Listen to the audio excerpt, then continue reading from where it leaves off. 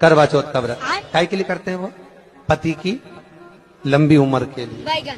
अच्छा ईमानदारी से बोलो, तुम्हारे भूखे रहने से पति की लंबी उम्र हो जाती है? अरे बोलो तो सही है, तुम्हारे भूखे रहने से पति की उम्र बढ़ेगी?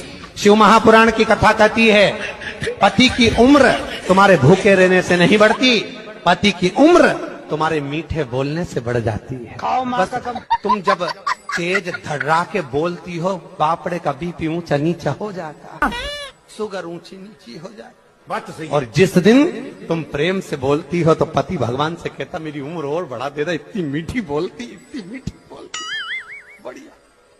अब तुम सोचो कि तुम्हारे भूखे रहने से उम्र बढ़ रही है तो नहीं बढ़ रही है साहब, इसकी गारंटी मैं नहीं दे सकता। एक दिन तुम भूखी रहती हो, बाकी के दिन तो प्राणी खाती हो। भूखे रहने से कौन खाती? लेवल बराबर करने से कौन खाती? गजब बेइज्जती है।